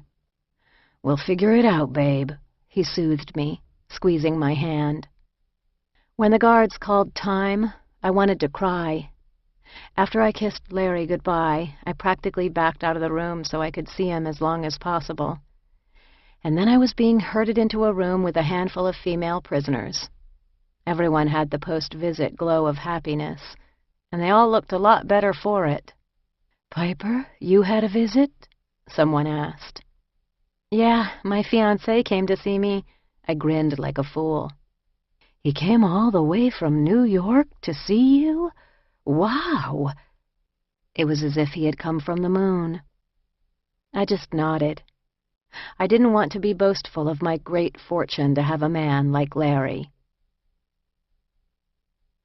I had been hearing about the roof since I got to the MCC. Apparently, there was a recreation area up on the top of the building, and when the weather was agreeable, an officer might bring us up there. I had been indoors for weeks now, and I was dreaming about the track and the lake at Danbury every night. Finally, one day it was announced that we could sign up for roof time. As many women crammed into the elevator as could fit. At the top, there were nylon coats we could throw on, and then we were out, high in the sky, albeit caged under razor and chicken wire. There were a couple of basketball hoops up there, and the temperature was in the 40s. I immediately got hiccups from the oxygen differential and just breathed as deeply as I could. The roof reflected the building's triangular footprint, and you could see far in every direction. In one direction were railway yard tracks. A nearby building had a fabulous Art Deco statue at its pinnacle, and to the southeast I could see the lake. I walked to the south side of the rec deck, which was fenced with black iron. The bars were wide enough apart that I could wedge my face between them. I stared out at the lake, scanning the city below me. "Hey, Nora, come here." "What?" She came over. I pointed through the bars. "Isn't that the Congress Hotel?" She stared through the bars for a moment, trying to find the spot where she had packed a suitcase full of money for me to carry more than 10 years before. "I think you're right. You are right. Jesus." Neither of us said anything for a moment. What a dump. The trial finally began. Jonathan Bibby, the guy who had taught Nora how to smuggle drugs way back when, claimed that he had been an innocent art dealer who happened to hang out with a lot of convicted drug smugglers. But the feds had detailed evidence against him, including records of him traveling to Africa on the same flights as Nora, Hester/Ann, and others. Hester/Ann was taken away to appear in court first.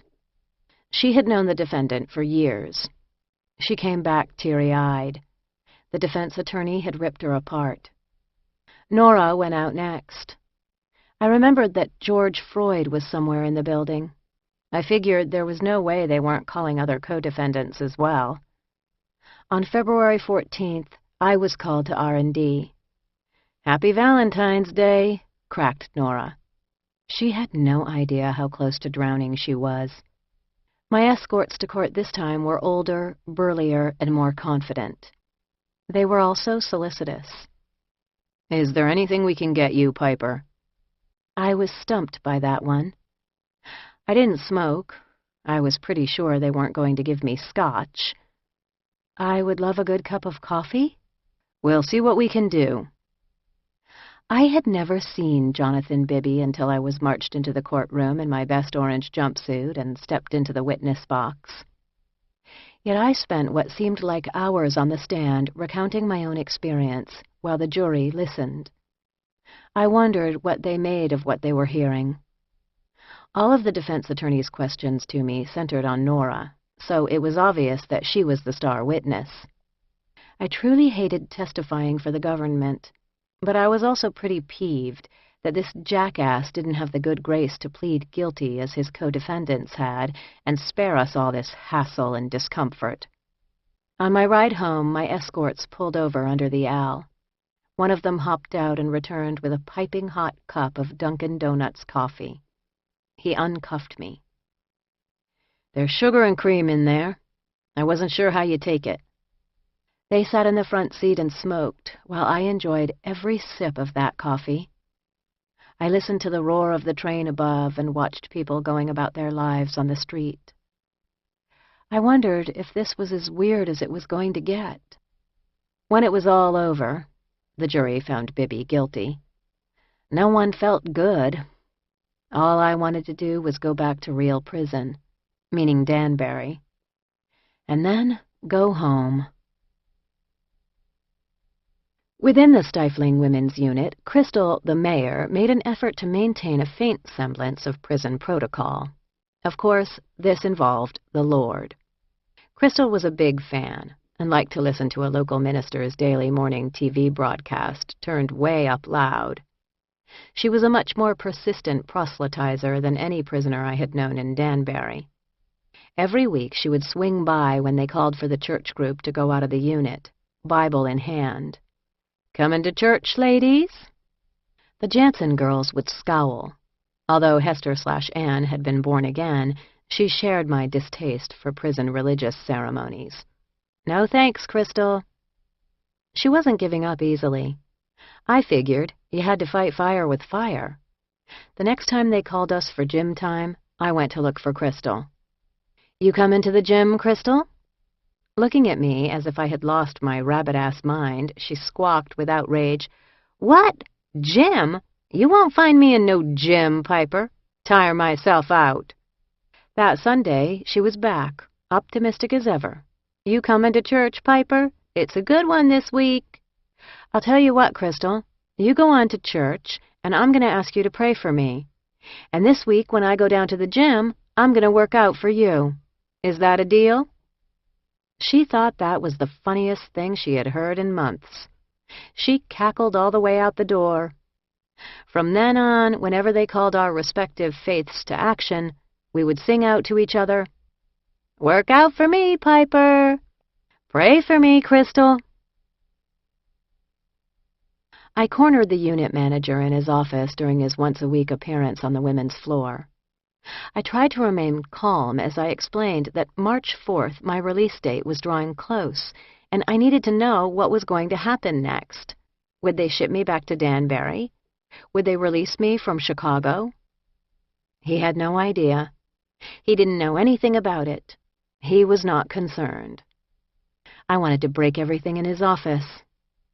Nora and Hester/Ann cast worried eyes on me as I emerged after my conversation. I had kept the fact that my release date was just a week away a secret from everyone in Chicago, especially them. They both had years left to do. Plus, I didn't trust any of the other prisoners not to mess with me in some way, a very typical prison paranoia.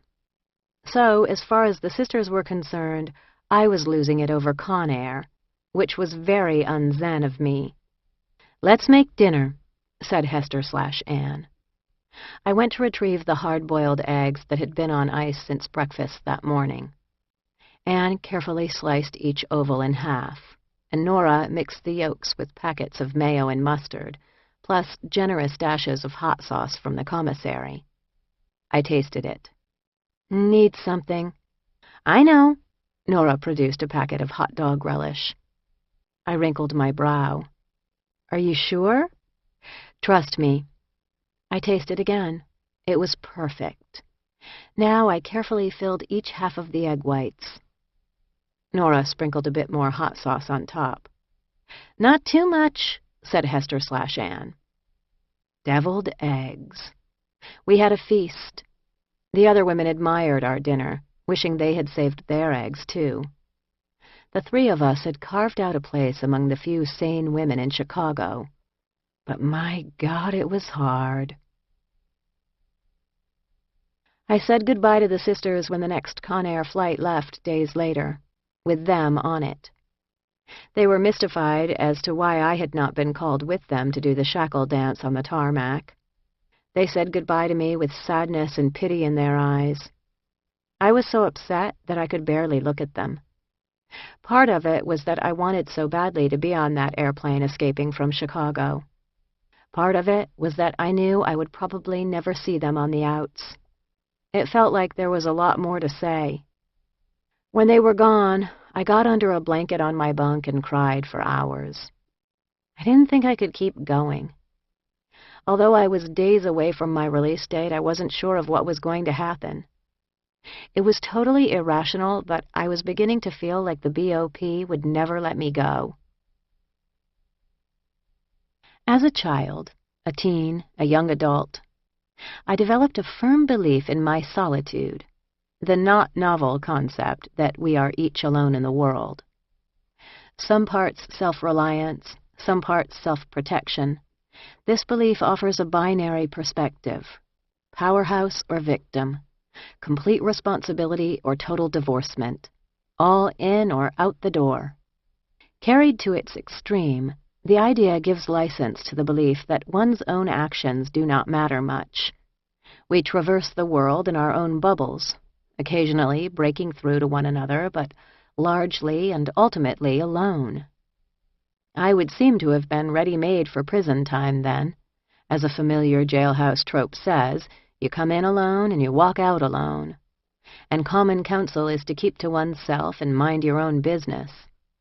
But that's not what I learned in prison. That's not how I survived prison. What I discovered was that I am emphatically not alone. The people on the outside who rode and visited every week and traveled long distances to come and tell me that I wasn't forgotten, that I wasn't alone, had a tremendous impact on my life. However, most of all, I realized that I was not alone in the world because of the women I lived with for over a year, who gave me a dawning recognition of what I shared with them.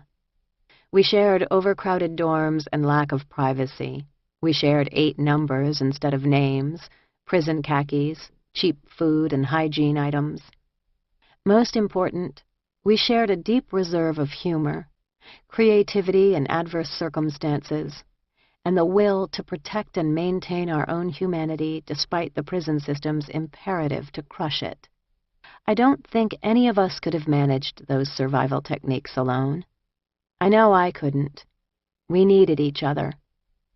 Small kindnesses and simple pleasures shared were so important, whether given or received, regardless of what quarter they came from, that they brought home to me powerfully that I was not alone in this world, in this life. I shared the most basic operating system with people who ostensibly had little in common with me. I could connect, perhaps with anyone. Now here, in my 3rd prison, I perceived an odd truth that held for each. No one ran them. Of course, somewhere in those buildings, some person with a nameplate on their desk or door was called the warden and nominally ran the place, and below them in the food chain there were captains and lieutenants. But for all practical purposes, for the prisoners, the people who lived in those prisons day in and day out, the captain's chair was vacant, and the wheel was spinning while the sails flapped. The institutions putzed along with the absolute minimum of staff presence, and the staff that were there invariably seemed less than interested in their jobs. No one was present, interacting in any affirmative way with the people who filled those prisons. The leadership vacuum was total. No one who worked in corrections appeared to give any thought to the purpose of our being there, any more than a warehouse clerk would consider the meaning of a can of tomatoes, or try to help those tomatoes understand what the hell they were doing on the shelf. Great institutions have leaders who are proud of what they do and who engage with everyone who makes up those institutions so each person understands their role. But our jailers are generally granted near total anonymity, like the cartoon executioner who wears a hood to conceal his identity. What is the point? What is the reason to lock people away for years when it seems to mean so very little, even to the jailers who hold the key? How can a prisoner understand their punishment to have been worthwhile to anyone when it's dealt in a way so offhand and indifferent? I slumped onto a hard plastic chair, watching BET. The video for Jay-Z's single 99 Problems was playing. The grim, gritty black-and-white images of Brooklyn and its hood-life citizens made me feel homesick for a place where I had never even lived. My last week in prison was the hardest. If I had been shipped back to Danbury, I would have received a boisterous welcome back into the fold and a hasty, tearful send-off into the outside world. In Chicago, I felt terribly alone, separated from all the people and the jubilant going-home rituals I had known in Danbury and had assumed I would one day partake in. I wanted to celebrate my own strength and resilience, my survival of a year in prison, around people who understood me.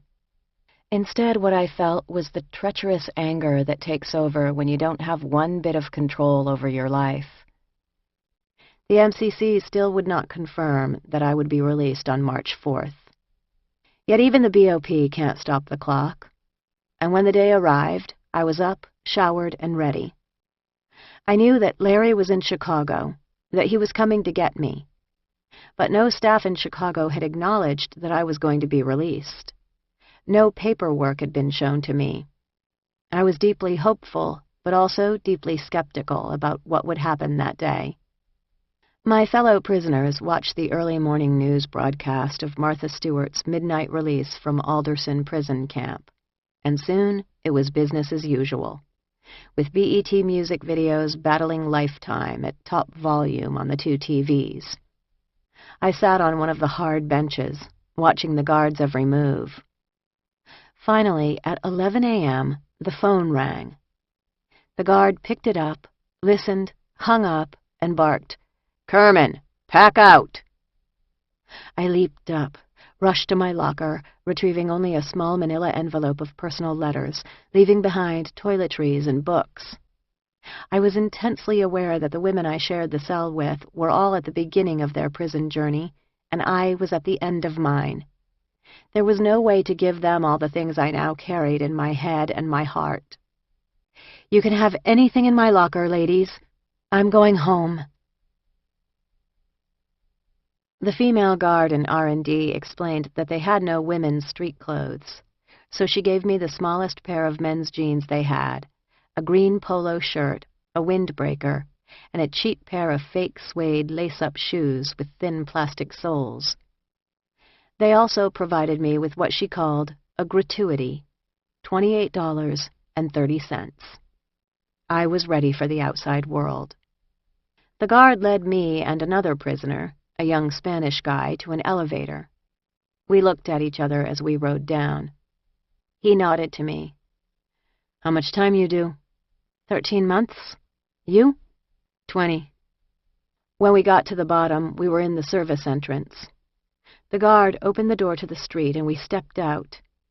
We were on an empty side street, a canyon between the fortress and some office buildings, with a slice of gray sky above us.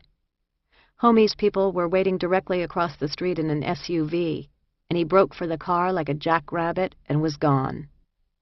I looked around. "Isn't anyone coming to get you?" asked the guard. "Yeah," I said, impatient. "Where are we?" "I'll take you around to the front," he said, reluctant. I turned and started walking briskly ahead of him. 10 yards farther, and I saw Larry, standing in front of the MCC, talking on his phone until he turned and saw me. And then I was running as fast as I could. No one could stop me. This concludes Orange is the New Black. Please visit our website, www.tantor.com, for more information on our growing library of unabridged audiobooks and to take advantage of special offers. Or call toll-free 877-7-TANTOR to request a catalog.